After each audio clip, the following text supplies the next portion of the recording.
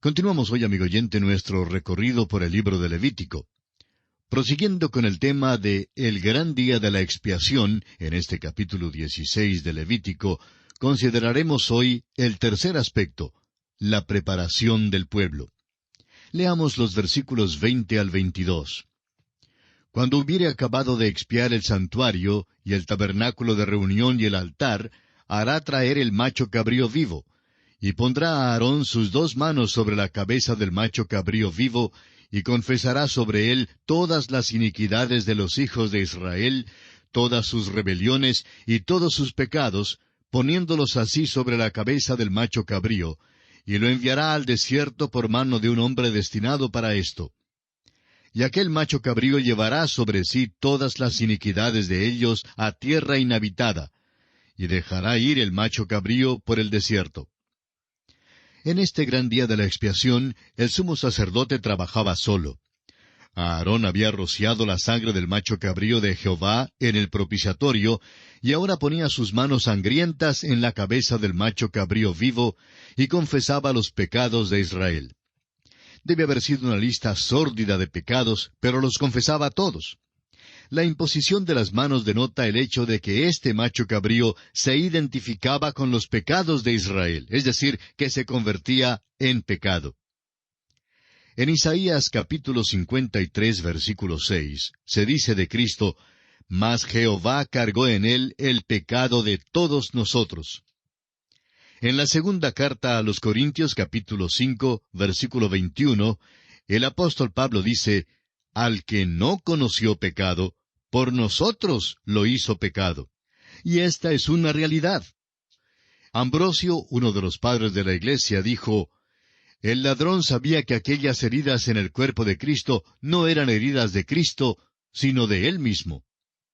Entonces, Aarón ponía aquel macho cabrío en manos de un hombre que no tenía ningún interés personal en aquel cabrito, y entonces los israelitas eran apostados a intervalos para asegurarse que se cumpliese lo que la ley demandaba. Entonces, el macho cabrío vivo por fin desaparecía en el desierto para nunca jamás ser visto o hallado. La noticia de que el macho cabrío se había ido era retransmitida de puesto en puesto para que fuera conocida unos pocos momentos después en el templo. Exactamente como la noticia era transmitida de puesto en puesto, también las buenas nuevas de que Cristo ha quitado nuestros pecados han sido retransmitidas desde Mateo, Marcos, Lucas y Juan a Pablo el apóstol y luego a los primeros padres de la Iglesia y por fin, al tiempo suyo y al mío, a usted y a mí. Cristo, amigo oyente, ha quitado nuestros pecados de una manera perfecta y completa. La víctima propiciatoria ilustra muchas escrituras que hacen referencia a esto. En el Salmo 103, versículo 12 leemos, «Cuanto está lejos el oriente del occidente, hizo alejar de nosotros nuestras rebeliones». Isaías 38, 17 nos dice, «He aquí, amargura grande me sobrevino en la paz, mas a ti agradó librar mi vida del hoyo de corrupción, porque echaste tras tus espaldas todos mis pecados». También en Isaías capítulo 44, versículo 22 leemos, «Yo deshice como una nube tus rebeliones, y como niebla tus pecados. Vuélvete a mí, porque yo te redimí». El profeta Jeremías nos dice en el capítulo 50 de su profecía, versículo 20, «En aquellos días y en aquel tiempo, dice Jehová, la maldad de Israel será buscada y no aparecerá, y los pecados de Judá y no se hallarán, porque perdonaré a los que yo hubiere dejado». Y también en el capítulo 31, versículo 34, Jeremías otra vez dice, «Y no enseñará más ninguno a su prójimo, ni ninguno a su hermano, diciendo, Conoce a Jehová, porque todos me conocerán, desde el más pequeño de ellos hasta el más grande, dice Jehová, porque perdonaré la maldad de ellos, y no me acordaré más de su pecado». Ahora, ¿qué significa el gran día de la expiación para el creyente? Pues es también un día santo para nosotros. Cuando el sumo sacerdote está allí, con las manos sangrientas puestas en la cabeza del macho cabrío, pensamos en nuestro Señor en la cruz. Juan le señaló diciendo en el capítulo 1 de su libro, versículo 29, «He aquí el Cordero de Dios que quita el pecado del mundo». El apóstol Juan, en su primera carta, capítulo 1, versículo 7, dice, «Pero si andamos en luz, como Él está en luz, tenemos comunión unos con otros, y la sangre de Jesucristo su Hijo nos limpia de todo pecado». El decano Law ha dicho, «La fe transfiere nuestros pecados. Cristo los quita. Dios los olvida». Volvamos ahora al capítulo 16 de Levítico y continuemos leyendo los versículos 23 y 24. «Después vendrá Aarón al tabernáculo de reunión, y se quitará las vestiduras de lino que había vestido para entrar en el santuario, y las pondrá allí. Lavará luego su cuerpo con agua en el lugar del santuario, y después de ponerse sus vestidos saldrá, y hará su holocausto y el holocausto del pueblo, y hará la expiación por sí y por el pueblo». Con esto, el ritual del gran día de la expiación había sido consumado. Sin ser irreverentes, permítanos decir que todo lo que le quedaba por hacer a Aarón era lavarse y ordenar las cosas. Notemos una vez más que esto no tiene ninguna contraparte en Cristo. Cuando Jesucristo terminó su obra, se sentó a la diestra de Dios. Aarón no se atrevía a entrar en el lugar santo sino hasta después de otro año. Nuestro Señor se sienta a la diestra de Dios porque ahora no hay ninguna mancha de pecado sobre Él, aunque llevó todos los pecados de todo el mundo en la cruz. Continuemos ahora leyendo los versículos 26 al 28 de este capítulo 16 de Levítico. «El que hubiere llevado el macho cabrío a Azazel, lavará sus vestidos, lavará también con agua su cuerpo, y después entrará en el campamento. Y sacarán fuera del campamento el becerro y el macho cabrío inmolados por el pecado, cuya sangre fue llevada al santuario para hacer la expiación. Y quemarán en el fuego su piel, su carne y su estiércol. El que los quemare lavará sus vestidos, lavará también su cuerpo con agua, y después podrá entrar en el campamento». El versículo 25 dice que el sebo de la ofrenda por el pecado se trata como holocausto. Ahora, el que llevaba al macho cabrío al desierto era contaminado por haber entrado en contacto con el macho cabrío vivo, y tenía que lavarse a sí mismo y sus vestidos. Los cadáveres del becerro y el macho cabrío que se había ofrecido eran llevados fuera del campamento y quemados, y los que hacían esto también tenían que lavarse. Amigo oyente, Dios inculcó en el corazón de estos israelitas el hecho de que eran pecadores perdidos. Y aún hoy día, Dios nos demuestra que Él es santo y que el pecado aparta al hombre de Dios. Estábamos apartados de Dios por causa del pecado, pero vino Cristo y murió por nosotros. Él es quien quitó nuestros pecados cuando entró en el lugar santísimo con su propia sangre. Leamos ahora los versículos 29 al 34 de Levítico capítulo 16. «Y esto tendréis por estatuto perpetuo. En el mes séptimo, a los 10 días del mes, afligiréis vuestras almas, y ninguna obra haréis, ni el natural ni el extranjero que mora entre vosotros.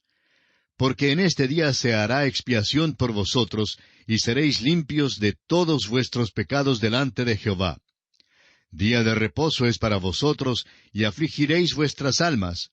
Es estatuto perpetuo. Hará la expiación el sacerdote que fuere ungido y consagrado para ser sacerdote en lugar de su padre, y se vestirá las vestiduras de lino, las vestiduras sagradas. Y hará la expiación por el santuario santo y el tabernáculo de reunión. También hará expiación por el altar, por los sacerdotes y por todo el pueblo de la congregación. Y esto tendréis como estatuto perpetuo, para hacer expiación una vez al año por todos los pecados de Israel. Y Moisés lo hizo como Jehová le mandó». El día de la expiación es el único día de duelo y ayuno que Dios dio a su pueblo. En este día de expiación uno no dice «Feliz Yom Kippur», ni «Gozoso Yom Kippur», pues así no es como se celebra ese día. Es el día para afligir el alma por causa del pecado. Es un día de duelo por el pecado. Esta era la única razón para el ayuno en el Antiguo Testamento. Este día tenía que ser celebrado hasta cuando viniera el sacrificio permanente y eternal, el cual fue cumplido por Cristo con su muerte en la cruz. Hay un himno que cantamos en nuestras iglesias y cuyas palabras nos expresan bien este pensamiento. Dice: «Levantado fue Jesús en la vergonzosa cruz, para darme la salud. Aleluya, gloria a Cristo. Soy indigno pecador, Él es justo Salvador. Dio su vida en mi favor. Aleluya, gloria a Cristo. Por mis culpas yo me vi en peligro de morir, mas Jesús murió por mí. Aleluya, gloria a Cristo. El rescate a Dios pagó, consumado es, declaró. Dios por eso me aceptó. Aleluya, gloria a Cristo». Y así, amigo oyente, toca a su fin nuestro estudio del capítulo 16 de este libro de Levítico. Y entramos ahora al capítulo 17. En este capítulo 17 estudiaremos el único lugar de sacrificio y el valor de la sangre.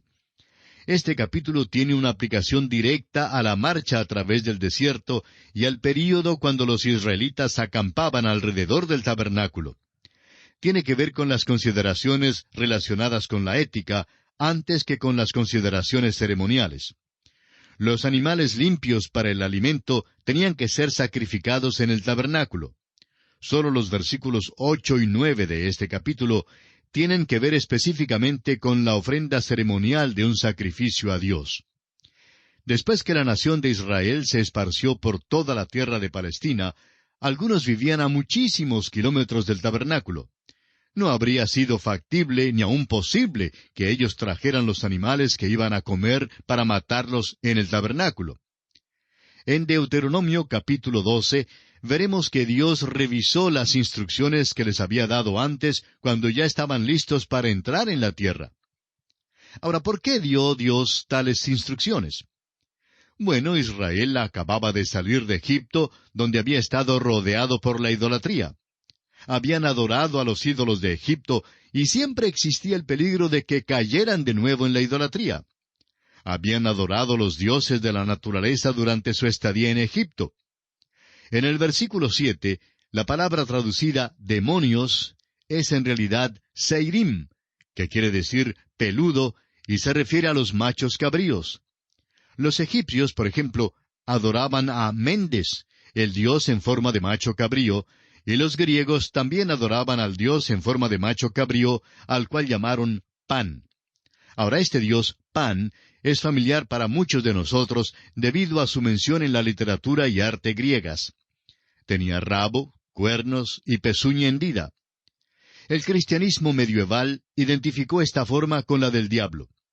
Y derivamos nuestra palabra pánico de su uso en aquellos tiempos cuando se usaba para describir el terror que causaba el diablo. De esto vemos que a los israelitas les fue prohibido matar a cualquier animal en cualquier lugar que no fuese el tabernáculo, para impedir así que lo ofrecieran a Pan, el dios en forma de macho cabrío. Aprendemos luego que jamás debían comer sangre. La razón que se da es específica. La sangre representa la vida, y había dos razones para esta prohibición. Primero, la vida es sagrada. Aún los animales no debían ser muertos innecesariamente. En segundo lugar, la sangre habla del sacrificio de Cristo. La vida es sagrada y debe ser protegida. Pero Cristo debe dar su vida para que el pecador pueda tener vida. La sangre y la vida son sinónimas. El hombre nunca debía comer sangre, pero debe tomar la sangre de Cristo, que quiere decir apropiarse por la fe de la sangre derramada de Cristo, la vida de Cristo que Él entregó para que tengamos vida. Vamos pues a amar, a alabar y a hablar de la sangre. Son muchas las veces que en la iglesia se trata de restarle importancia al tema del pecado. Y amigo oyente, siempre que hay vacilación en mencionar el pecado, sigue por consiguiente que se le da también poca importancia a la preciosa sangre de Cristo. Y esta es una situación sumamente peligrosa y delicada. Bien, entraremos de lleno en el estudio de este capítulo 17 de Levítico, Dios mediante, en nuestro próximo programa.